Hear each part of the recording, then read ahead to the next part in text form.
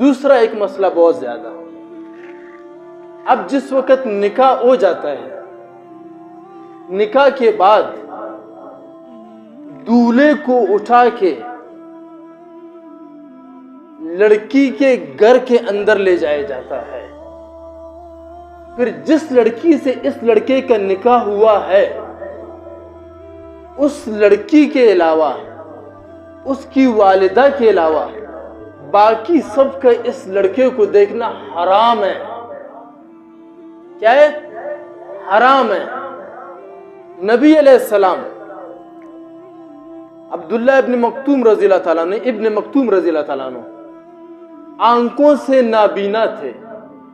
نبی علیہ السلام اس کو اپنے گھر مبارک، کون تھے؟ جلیل القدر صحابی تھے، آنکھوں سے نابینا تھے۔ نبی علیہ السلام اس کو اپنے گھر مبارک کے اندر لے آئے۔ نبی علیہ السلام نے گھر والیوں سے فرمایا کہ پردہ کرو، تو گھر والیوں نے فرمایا اے اللہ کے نبی، یہ صحابی تو آنکھوں سے نابینا ہے، اندھا، یہ تو ہمیں نہیں دکھتا۔ تو نبی علیہ السلام فرمایا کہ نہیں، تم تو اسے دیکھ رہے ہو، اگر یہ تمہیں نہیں دیکھتا تم تو اسے دیکھ رہے ہو۔ یہ ہمارے نبی کا تعلیم تھا۔ اب جب لڑکے کا نکاح ہو گیا، لڑکے کو ہم اٹھا کے اندر لے جاتے ہیں گھر میں۔ اب لڑکی کی تو بہنیں اسے دیکھ رہی ہیں، اس سے ہنس رہی ہیں، مذاق کر رہی ہیں۔ اب جو باہر جو لڑکیاں ہیں، یہ ساری لڑکیاں بھی دولہے صاحب کو دیکھ رہے ہیں، اور دولہا خوش ہے، بیٹھا ہوا ہے سب کے سامنے۔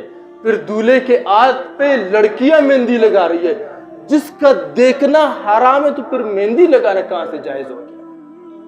سمجھ آئی نہیں آئی؟ اب دولہا ان جن جن کو دیکھتا جا رہا ہے، یہ بالکل ایسے ہی زنا ہے جیسے ایک مرد عورت کے ساتھ زنا کرے یا عورت مرد کے ساتھ، یہ ایسی زنا ہے۔ تو اتنا بڑا حرام کام، میں تو ان مولوی اور مفتیوں سے بھی کہتا ہوں، جب تم نکاح کے دوران اس آیت کو پڑھتے ہو، یا ایھا الذین آمنوا اتقوا اللہ حق تقاتہ ولا تموتن الا وانتم مسلمون، تو میں کہتا ہوں پھر نکاح کے بعد اس آیت کی تفسیر انہیں بتاؤ کہ بھائی اس لڑکے کو لے جانا حرام ہے۔ اللہ فرما رہے یا ایھا الذین آمنوا اتقوا اللہ، ڈرو مجھ سے۔ اے اللہ کیسے ڈرے؟ حق تقاتی، جیسے ڈرنے کا حق ہے۔ ولا تموتن الا وانتم مسلمون، فرمایا ایسا نہ ہو کہ اگر تم مر جاؤ اور پھر مرنے کے بعد مسلمانی کی حالت میں نہ اٹھائے جاؤ، ڈرو اس سے بھی۔ اب جب تم دولہے صاحب کو لڑکیوں کے درمیان میں لے جا کے گھسیڑ رہے ہو تو یہ کتنا بڑا حرام کام اور زنا کام۔ بعض لوگ پھر کہتے ہیں نہیں یہ نیا مفتی ہے، اس کی باتیں رہنے دو۔ تو پھر میں کہتا ہوں نہیں، پھر ایک کام اور بھی کرو، پھر دلہن کو بھی اٹھا کے مردوں کے اندر لے آؤ۔ اگر دولہے کو لڑکیوں میں لے جا رہے عورتوں میں، تو پھر دلہن کو بھی مردوں میں لے آؤ تاکہ حساب برابر ہو۔ یہاں بھی ادھر دولہے کی تصویریں کھینچی جا رہی ہیں، پھر یہاں جو ہے پھر دلہن کی تصویریں کھینچے، اس میں بھی پھر کوئی بری بات نہیں ہے۔ سمجھ آئی نہیں آئی؟